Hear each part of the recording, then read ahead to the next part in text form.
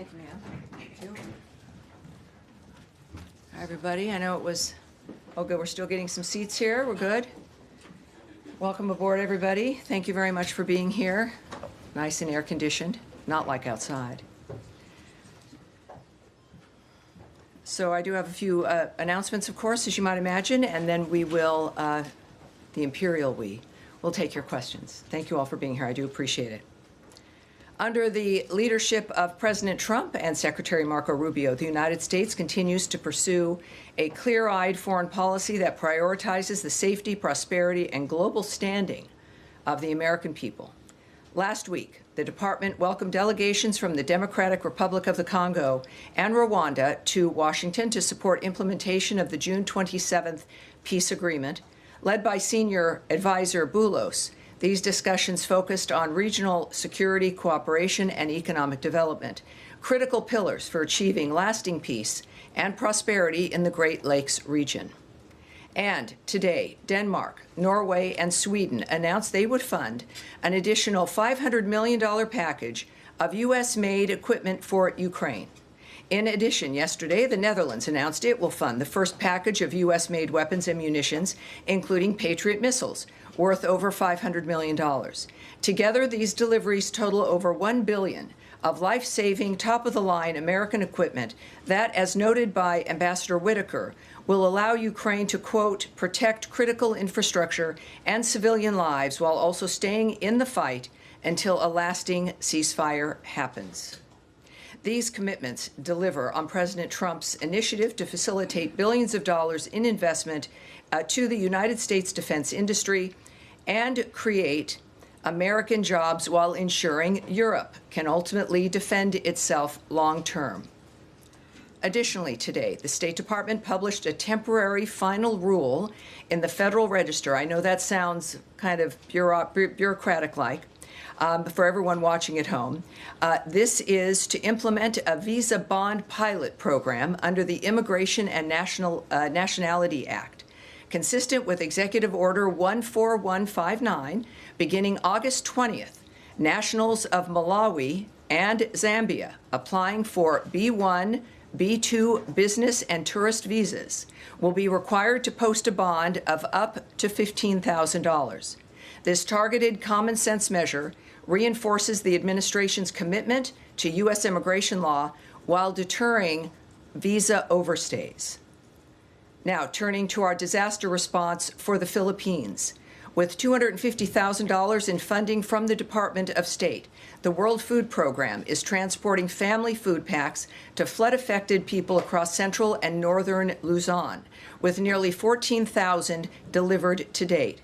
The department is providing an additional $250,000 to provide emergency shelter assistance to meet the needs of over 15,000 disaster-affected individuals. Finally, President Trump is signing an executive order today establishing a White House task force on the 2028 Summer Olympic and Paralympic Games. With Los Angeles set to host the World, the task force will coordinate across federal, state, and local agencies to ensure streamlined visa processes, robust security, and efficient transportation. This action highlights America's enduring role as a global leader and premier destination for international engagement, tourism, and sports diplomacy.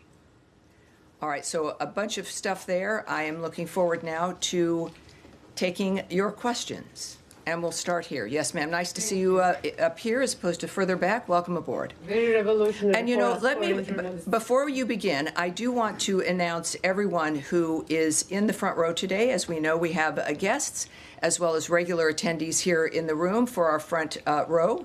First, we have Mal MacIver Sheridan with Kyoto. We have Sarah Karakam with Hulk TV Turkey. Sean Fleetwood with The Federalist. Adam Credo with the Washington Free Beacon. I know your avatar on social media. Now everyone's going to be able to see your face.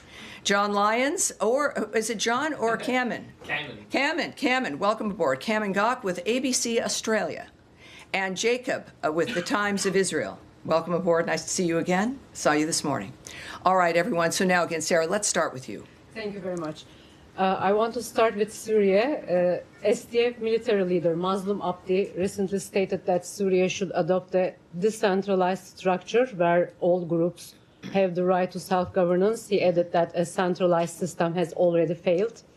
He also said that during his meeting with U.S. Ambassador to Turkey and Special Envoy Thomas Barak, that Ms. Barak came to understand that Syria cannot be governed from a single center. Given that and considering Turkey's strong opposition to any form of Kurdish autonomy in the northeast due to SDF's ties to PKK, an organization that is reportedly now engaged in a disarmament reintegration process in Turkey, albeit with no formal outcome yet, does the U.S. support the SDF's apparent push to establish a parallel or federal governing structure rather than reintegrating into the central Syrian regime? Has the U.S. position on Syria's territorial integrity shifted or softened in any way? So in general about Syria, I think that this is important. First thing I want to do is read a tweet from Ambassador Barak, our ambassador to Turkey, as well as, of course, our special envoy there in the Middle East as well, Syria and Lebanon. He tweeted, disturbing violence erupted yesterday, this was on August 4th, I should say, in Suwaida and in Manbij. Diplomacy is the best way to stop violence and build a peaceful, lasting solution. The United States is proud to have helped mediate a solution in Suwaida and to be co-mediating with France the reintegration of the Northeast into a unified Syria. The path ahead belongs to Syrians, urging all sides to uphold calm and resolve differences through dialogue, not bloodshed. Syria deserves stability. Syrians deserve peace. When it comes to, I guess you're asking about Turkey and the single-center governance, did you change your stance on that? Well, no, we, first of all, Ambassador Barak continues to engage all parties to ensure security and calm for all Syrians. But we are continuing to support dialogue with the Syrian government and the Syrian democratic forces aimed at integrating the SDF into the Syrian military. Of course, we welcome all productive meetings between the SDF and President al-Shura. We also support the SDF's intent to transform the current ceasefire in northeast Syria into a comprehensive and lasting peace. And of course, it will be up to Syria and the new government to move the country toward peace and prosperity. I can say that when we look at the notion of a comprehensive, inclusive government, of course, that is the way that it has to work. And I think, as we've talked before about places that have been unstable, that's been the point, is that we're working for stability. And I think our position previously still stands, certainly. And we continue with democracy being vitally important, as well as diplomacy when it comes to the nature of how we solve the problems there. A short follow-up, please. Is the U.S. following Turkey's newly formed parliamentary commission that is reportedly working to end PKK's armed campaign, potentially through reforms and in counterterrorism criminal legislation change for a peaceful transition? If so, how might that effort affect your approach to northern Syria and your ongoing partnerships on the ground? Well, first of all, we won't comment on actions that governments are taking internally when it comes to legislation or moves that they seek to make. Nor will I discuss the impact on what our negotiations might be or our relationship with other governments that are affected by something like that. At the same time, I'll take that back to a degree to see if there has been any remarks or elements that might be helpful. And again, for those watching at home, when we say we're going to take back a question, it means that we're going to get an answer to that question in some form and get it back directly to the reporter as well. So I think we've got a good track record in that regard. All right, yes, Leon. Yes, hi. Thanks, Ken. I'd like to speak a little bit about Gaza. The Israeli Prime Minister had a cabinet meeting earlier. They're settling on a new plan for Gaza, which, according to certain reports, would mean reoccupying all of Gaza. What is the State Department's position on that? Would you support an occupation of all of Gaza? Well, of course, you know what we're focused on still, getting the hostages out after what we saw with videos over the last couple of days. It is a reminder to people about the evil that has been running this terror operation in Gaza via, of course, through Hamas.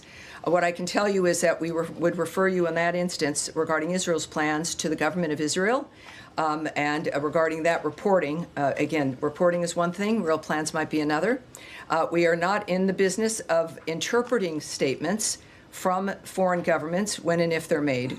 We do remain focused on freeing the hostages, including the remains of 2 Americans, and ensuring that Hamas never rules Gaza again. All right. Yes, sir, from Australia. Thank you, Tammy. For a country like Australia, even though we have a free trade agreement, we're now being hit with tariffs. The US is reviewing the AUKUS submarine agreement, and it seems our Prime Minister can't even get a meeting with your President. What does this say about the way the United States now views some of its relationships with its traditional allies? Well, I don't speak for President Trump, right? He's made clear his intentions and his efforts around the world. Here at the State Department, of course, we speak for the view and approach of Secretary Rubio. What I can say, though, is what President Trump has said publicly, which is that in the beginning of the tariff framework, it was to even the playing field, and then, yes, move into negotiations with countries around the world. So for more details about the timing and plans and conversations, I'd refer you to the White House. What I do know, of course, is that we enjoy a terrific relationship with Australia. We always have, and I think we expect to have that continue. I can say that our alliance has never been stronger or more important. We share the same values, beliefs, and goals. We have fought, of course, side by side in battles over the last 100 years. But I think that for President Trump's approach and attitude, it really is about America being as strong as she can be, which matters to the rest of the world and informs all the rest of our alliances and partnerships for our nation to be strong and as secure as we can be. Certainly, Australia and all of our partners around the world recognize this. It's been, I think, a very long time, which is why many people have been surprised that we're going to have conversations like this. We've seen his success. The money that has come into America as a tremendous supplier and supplier of goods around the world. So I think that that's what we can expect for Australia, as we do a number of other countries, of which we'll have the pleasure of being able to speak with the president and make their own arrangements as well in that regard. All right. Thank you, sir. All right. Yes, sir. So in recent weeks, we've seen the release of previously classified documents showing that then President Obama and his intel chiefs weaponized a 2017 Intel Community Assessment to push the lie that Trump colluded with Russia in the 2016 election. And in this ICA, which showed at the behest of Obama's intel chiefs, included weak and misinterpreted intel to push the notion that Russia wanted Trump to win the election. Mm-hmm. Meanwhile, the ICA did not include evidence showing the opposite. Many media and the Democrats have since clung to the Senate Intel Committee report and then Senator Rubio's work in drafting that report that said the ICA was fine and that they agreed with Obama's intel chiefs that Russia intervened to help Trump. So my question is, does Secretary Rubio agree with the media and other Democrats that there was nothing improper about the creation of the ICA, or do the recent documents that have been released change his views about the assessment? Well, I put out a statement myself responding to this when it first came up, and I've found that for you. But I would say that this, in some ways, explains, of course, the vehemence and the effort to try to keep President Trump from winning the last election because of the nature now of what investigations are occurring or may occur. This is what the American people voted for. We saw a great deal going on that was improper. And so we look forward, of course, to what these investigations reveal. Regarding Secretary Rubio, as then Senator Rubio, my statement was this, I think maybe over a week ago. If the legacy media were at all curious about the facts of the matter, they would have found from then Senator Rubio's own statement from 2020 concurrence with DNI Gabbard's consequential findings. Then Senator Rubio determined that the use of the Steele dossier was, quote, very troubling, but even more so, he was alarmed by the behavior and the actions of the FBI in pursuit of what has now been confirmed as a dangerous hoax. His statement revealed serious wrongdoing leading to one of the most infamous political scandals in American history, And of course, I think that at that time was appropriate. And as all of us who are here and grateful to be here and blessed to be here, we are also grateful for the American people seeing through that and putting President Trump back in office. A quick follow-up, if I may. Right, sure. So you're saying that Secretary Rubio disagrees with the assessment from Democrats and the media that the drafting of the ICA was on the up and up? Well, what I can say and what I always caution people in this room to not do is to not draw an extended conclusion about something that I presented. What I presented is what I presented. So I'm not going to expand more on that regarding what the Secretary thinks or might be considering. I won't get ahead of the Secretary in that regard. But I think it's pretty clear what his position is. Right, Daphne. Thank you so much.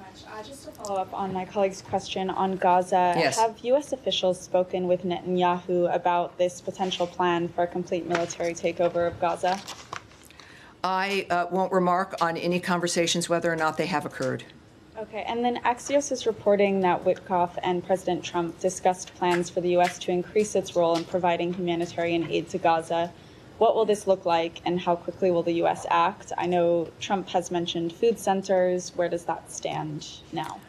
Well, as we all know, every few minutes things change. When we say something's fluid on the ground, this couldn't be a better example of the nature of how things are moving.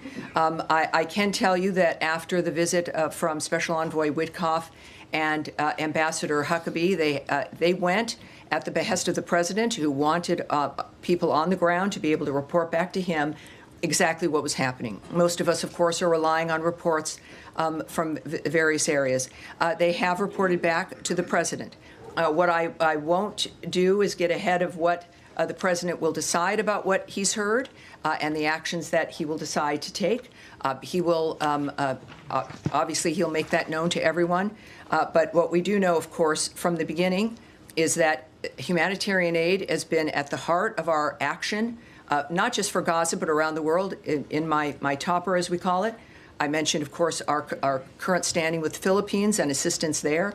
But we do know, of course, just as a reminder for people who might not know, Special Envoy Witkoff spent over 5 hours inside Gaza this last weekend to assess the situation and to begin planning the best way to deliver urgent food and medical care to Gaza.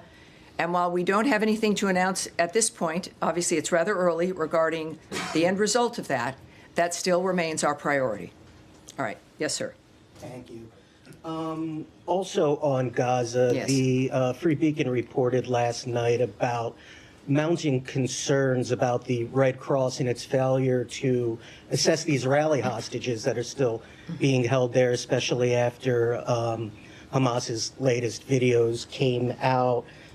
Folks I spoke to said to me that are actually looking at reassessing the U.S. relationship with the Red Cross because of this. So I wanted to ask you, one, about that. Is that an option with Congress to reassess the Red Cross's position over there? And two, what's your assessment of their job they've been doing in terms of accessing the Israeli hostages and providing them what appears to be much needed medical care? Well, I won't speak about the Red Cross or Israel's reaction to that. There's certainly many moving parts. We know that is part of the nature of what Hamas tends to do. I believe that there were some requirements for them to allow that, but I won't get into those particular details. Obviously, though, with what we've seen with those videos, I've referred to Hamas as monsters in this room. They are clearly a terrorist group. Their main support has been Iran, and they are on their heels now. Clearly, the Middle East is changing, and it is a change that President Trump has asked to be one that is a reflection of new ideas, of having this be a durable peace, not this vicious circle of it happening several times during each generation as though this was some new normal. We reject that. It is clear that the time is now to make the difference it is about, of course, the Israeli people. But the nationalities involved in October 7th, the way that this affects the world as they continue to contribute to try to make a difference, it's a world we all deserve better. So at this point, I would say that when it comes to what Israel's planning, we will have to wait and see. And again, what the decisions that President Trump will announce when it comes to what the way is forward will, based on his pattern, will come up very quickly, perhaps sooner than most of us can imagine. But there is, on the hostages, what we saw, it is an astoundingly evil reminder of who they are in the midst of the conversation around the world. For them to feel comfortable then putting on full display their barbarity and their inhumanity tells you that they seem to feel pretty comfortable at the moment. All of us, the world was appalled. I mean, there's just no other way to describe it.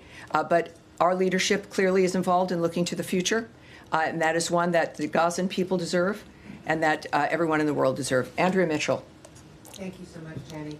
I wanted to ask you what the State Department or Secretary Rubio's position is on what to do with warehoused excess food from USAID, some of which has not spoiled, biscuits in Dubai, peanut paste, and whether that should be distributed. It's all been paid for by the taxpayers. So is there a view toward whether it should be incinerated or distributed or some combination? Is there a plan afoot? Well, there's many moving parts, I can say. There is a dynamic involving various different considerations regarding expired food, regarding our Mexico City policy when it comes to certain items as well. And food, we discussed this before, but it's worth repeating. We have food that is purchased, meant to be distributed to specific locations. And then there is food in various locations around the world that is for global emergencies, that sits. And it's food that is meant not to be moved. It's food to be there if there is an emergency where people have to be fed in a quick way with food that is sustainable and and that can be maintained for an extended period of time. But that is food. It's all right. That's the electronic world.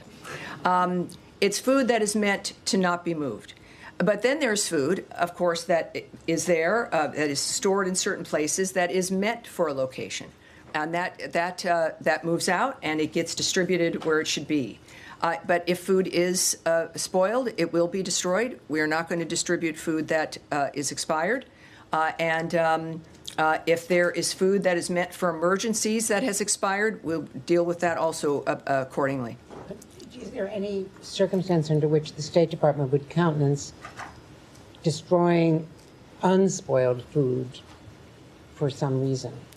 Well, I again don't know of all the circumstances. I can say that there could be a reason of all the things that exist around the world, whether it is the inability for us to move it, a refusal of a government to allow us access or to move it to another country. I can't speak. There are many, many different fronts about why certain decisions are made. What I can tell you is what I've watched over the last 6 months are people who've been here for years, sometimes decades. I see you, sir. Keep your hand down. Thank you very much. Of people who've worked here on these issues for a very long time, others of us who are new because of the election. And the focus has been on how can we make these things work? How can we save enough of whatever the issue is? If it's about funding, if it's about food, if it's about what do we need, how can we make it work, but within the smartest, fastest, most nimble way to be able to help as many people as possible. No one is sitting in a room thinking, how can we destroy as much stuff as possible? That's not our goal. I've spoken in this room many times about the impact of the people who are Foreign Service officers and who are civil servants, who've dedicated their lives, their professions, to making a difference for people around the world. They are still here. They still care deeply. And we are here to try to manage, right, the largest, the most amazing government in the world and what we can do for the people around the world while still paying the respect and the deference to the American people and what they deserve first, so that we can remain the powerhouse and the helper and the friend that we are around the world. So each situation is different, but our goal is to make sure that we do remain in the foreign aid business. We remain a facilitator of things that the world needs. Many people probably didn't know that we have these food stores around the world waiting in case something happens. But we need to be able to facilitate that, and we're doing so transparently. We discuss this with you, and that's what I know about the people who work here. All right. Yes, sir. Thanks, Tammy. Over the weekend, the State Department confirmed that Khamis Ayad, a Palestinian who died due to complications from smoke inhalation after trying to put out a fire started by allegedly Israeli settlers in a village in the West Bank, confirmed that he was a U.S. citizen. Is the U.S. State Department calling on Israel to investigate this death? Has this issue been raised with Israeli authorities? Well, we have made comments before. There have been, it's a violent situation. There have been a few Americans who've passed in this kind of a dynamic, certainly also one in Syria. Our first priority, and it's not a motto or a slogan, is the safety and security of Americans everywhere. So certainly here at home, but also abroad. We know that when a death occurs in a foreign country, it's that foreign country's prerogative, right? They will be doing an investigation. We have called upon Israel to investigate, of course, each of these instances that they are, and that we wait to see what those investigations will be, and that's the case here in this situation. There's a great deal we of course still don't know, but that is something to say we're following it is an understatement. We are on that and every other situation that has impacted an American citizen, wherever they may be in the world. And then once those local investigations are done and we take a look, again, this is a DHS issue, if you will, when it comes to investigations, or the FBI. But as each one of these situations move forward, I will keep everyone up to date. All right. Yes, sir. Thanks, Tammy. Yesterday, Speaker Johnson was in the West Bank, which he referred to as Judea and Samaria, and said that it rightfully belongs to the Jewish people. Is that official U.S. policy? And if it's not, what is U.S. policy towards the West Bank? I have said this about other diplomats who've spoken their minds, including Ambassador Huckabee. Certainly, that's not... if there's a policy in that regard, you would hear it from me. So I think I can say that. I'm not going to speak for him or characterize his words in any certain ways, but clearly that is his opinion. But it's not the opinion of the U.S. government? Well, I'm not going to speak about opinion of the government, and if there's a policy regarding the status in any region of the world, but certainly in the Middle East, I would wait to hear it from Secretary Rubio and President Trump. All right. All right. Yes, sir. Alec? Special Envoy Witkoff's upcoming trip, Nadia, please, go ahead. Special Envoy Witkoff's upcoming trip to Russia. How much you guys are hoping to achieve, given the fact that there are reports that Russia is not, prepared to give up their claims other than partial ceasefire? Well, first of all, the president has noted, of course, that Special Envoy Witkoff will be traveling to Russia this week, so we can confirm that from this podium. What that will entail, I have no details for you. And as you know, this is happening in front ahead of forthcoming sanctions on Russia. Can you fill us in on? Well, are you saying that? Are you declaring for the United States government there's going to be more sanctions on Russia? I'm not sure. I would say I would need to hear that from President Trump. When it comes to, clearly the president's not happy with Mr. Putin and Russia, but he remains committed to diplomatic solutions. I would say that we've also seen a remark, perhaps a reflection of possible secondary sanctions regarding the sale of oil. People who are countries that are buying Russian oil. And that has been openly discussed by the president. But when it comes to things that are decided, we would wait for the president to say that. On that line, Tammy, do you have any response to Indian foreign minister's statement saying that they are not going to change their position on oil purchase from Russia. And adjacent to that, Ukrainian leadership today announced that they actually flagged India-made parts that they found in Russian drones. Do you have any reaction? Well, again, I won't speak for what the president would think about those things. We do obviously have Envoy Witkoff going to Russia. We are committed on that end. I will not characterize or remark on another nation's comments about what they will or will not do. I can barely do that here. But I do know that, of course, President Trump understands the entire field. And he has made it very clear he doesn't like what's been happening. He is a man who is a humanitarian. He has spent all these months now getting people to the table, finding a solution.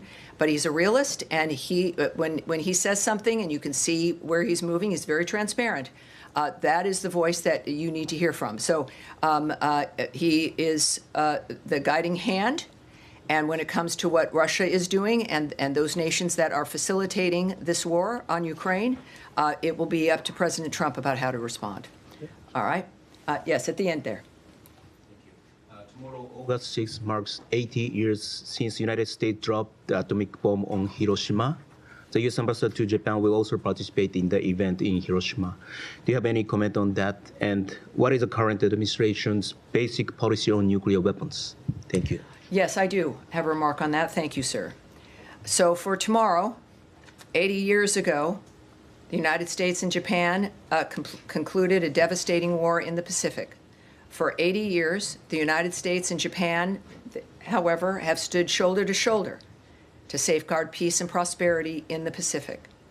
Tomorrow marks a solemn day of reflection and remembrance as we honor the people of Hiroshima and their enduring message of peace and hope. For 80 years, their resilience has inspired the world, and their spirit of reconciliation has strengthened the U.S.-Japan alliance and our shared commitment to peace and prosperity. Today, our two nations stand together as close allies, facing the future with unity and purpose. By embracing the promise of possibility, we have forged a partnership that serves as a beacon of freedom and progress for the world. It is, if I may just add, that it is a perfect example of the nature of what can be accomplished with two nations when we work together, and the nature of friendship, the beauty of Japan, and the fact that we can stand here 80 years later and speak to that. I appreciate. Thanks for being here, sir. Yes, Mike. Thank you, Tammy. On Gaza Humanitarian Foundation, Special Envoy Witkoff had its tour inspection of GHF sites last week.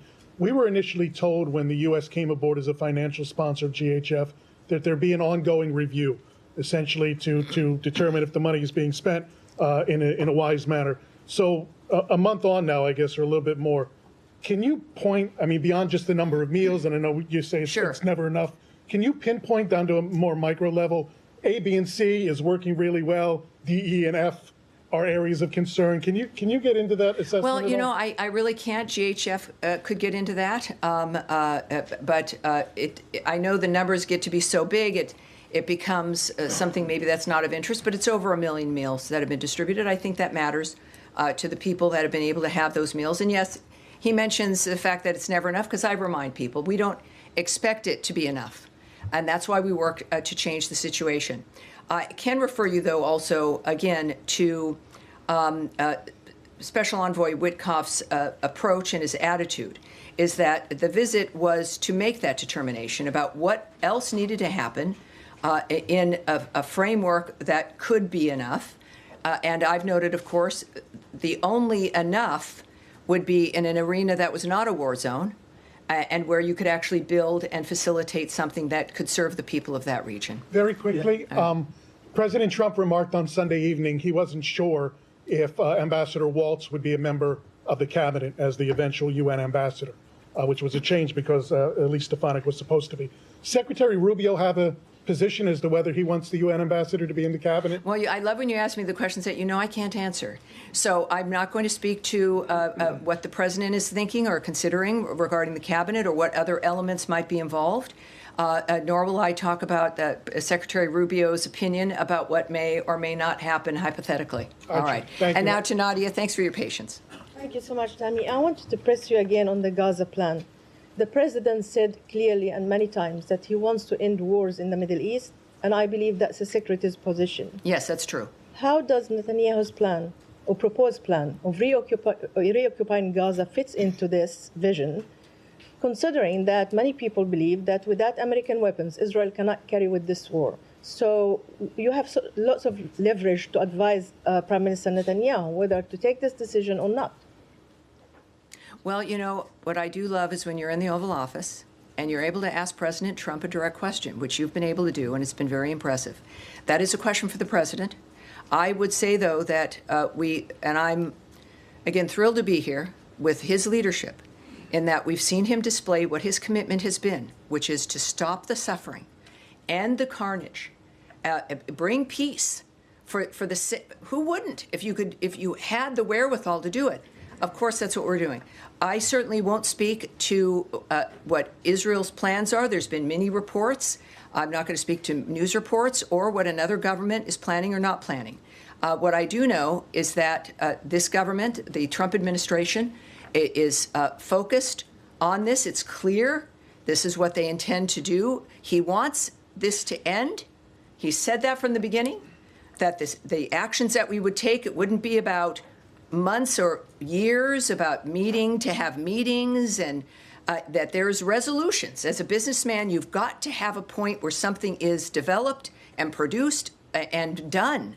So I would say that considering we know that the Secretary Rubio, of course, working very closely, and also as the acting NSA with the president in the White House, that we have, I would argue, the best minds in the world dealing with and deciding how to implement this notion that war-torn ravaging and suffering should never be someone's normal. That's what we will see from President Trump, Secretary Rubio, and this entire government as a whole. But we certainly won't comment on hypotheticals or speculating on what that might mean. The good news is you'll hear it right from them in a variety of different formats. And that it's an exciting time to watch this. It's heartbreaking most of the time. It's exciting and hopeful part of the time. And I think we're going to get there. And Ambassador Huckabee, how do we know that he's speaking his mind as an opinion and when he talks about U.S. policy? Because he reports to the secretary. So as a reporter, how do I know if he's just expressing his opinion about the settlement being part of Israel, and when actually this is a policy, if the president or the secretary did not articulate that? So we're getting into a little bit of a conspiracy dynamic here. It's not really. But here's why there's this podium. We have a very particular structure, that the president speaks on the tarmacs. He has gaggles. Caroline Leavitt speaks for the approach of the president in the White House. I am here speaking regarding the approach as the voice of the State Department, regarding what our plans are. I obviously can't say everything to you. That's very apparent. But I endeavor to say as much as I can to give you details. There's no one in the world who is randomly going to be speaking about policy that is not evident, that you have not heard from, or is a policy of the State Department or the White House that is not either evident to you, has been said, has been put in a paper, a release, an op-ed, a readout. I would urge you to focus on the centers that have been created to offer what the policy of the State Department or of the White House, this government is. It's very obvious, and yet, of course, people will speak their mind. I would ask you to take everyone's comments as in that kind of situation as their opinion and speaking their mind. And it's why we love the diplomats of this country. We have some very smart, caring, passionate people. And he's one of them, and I adore him. Yes, sir, in the middle. Thank you. Thank you very much. I have two quick questions. Why are you so concerned about the militias bill in the Iraqi parliament? If passed, what will be the implication from American side? So the Iraqi militias in the parliament? Yes. I've got something for you regarding a bill. Is that, are you alluding to the bill that has, all right, well, there's been some movement on that, for those who might not know. There is a bill that has further institutionalizes armed groups associated with terrorist groups and Iran-backed groups, including several that have attacked U.S. interests and killed U.S. personnel. This bill, by the way, we strongly oppose any legislation that is inconsistent with the goals of our bilateral security assistance and partnership that runs counter to strengthening Iraq's existing security institutions. We support genuine Iraqi sovereignty, not legislation that turns Iraq into an Iranian satellite state. So, you know, that's our opinion regarding the bill. We also, can I say that, I think that's as much as I can say in that regard. That's as much as I can say today, but I'll be back with you Thursday and we'll likely try to have as much more as I possibly can. Second question, this week, we remember the Yazidis who were targeted for genocide by ISIS terrorists 11 years ago. 1,000 lost their lives, at least 3,000 remain missing. How important do you think it is for all refugees to be able to return home to Sinjar? As you know, Sinjar is now under the control of the militias. It feels, you know, people will remember that. It feels like it was a million years ago, but it was a horrible dynamic that transpired as we watched these Yazidis targeted by ISIS. That time when ISIS was just a cancer running around the world effectively, certainly through the Middle East, destroying people's lives. We were told that it would take 30 years to get rid of ISIS, that Muslims would be upset, as though Muslims like what's going on with this. They don't. This is not an issue. This was a horrible terrorist group. Of course, President Trump got into office and was not afraid of this, the nature of that. It would take forever. And he wiped them out in about 18 months. And we forget, you know, we move on. There have been other horrible things that have happened. But we did that. And part of that massacre, part of that genocidal action throughout the Middle East, certainly at least by ISIS, targeted the Yazidis. So, yes, this was 11 years ago. Thousands lost their lives. 2,700 remain missing, never found. And what I can say is this. It is important that survivors receive support as they pursue justice. Security and stability in Sinjar are key for the safe and voluntary and dignified return of the Yazidi community. Yazidis deserve the opportunity to rebuild their lives and homeland. So that's what we'll say there. Thank All right. you very much. Thank All right. you. All right. So, go ahead. Nice to see you. Nice to see you. Just to clarify on the question about GHF, did Special Envoy Witkoff come away favorably impressed with what he saw of its operations last week? Well, his statement, which I read at the beginning here, spoke to the fact that we're going to be continuing to look at how best to get humanitarian aid and to further our goal for the humanitarian aid. I have nothing further to say regarding his assessment of GHF or what that additional work or expansion might look like. Okay. And on his portfolio in Russia, there are reports that the Russians are proposing a limited air truce, a cessation of drone and missile activity. Would that be satisfactory to the U.S. in order to forestall sanctions? Well, you know, I can't say anything about either one of those questions. First of all, I won't comment on or speculate on what a diplomatic choice would be regarding what's offered or what's not offered. I don't know that. Nor would I suggest that I would know what President Trump would find suitable. And that's who this decision rests with.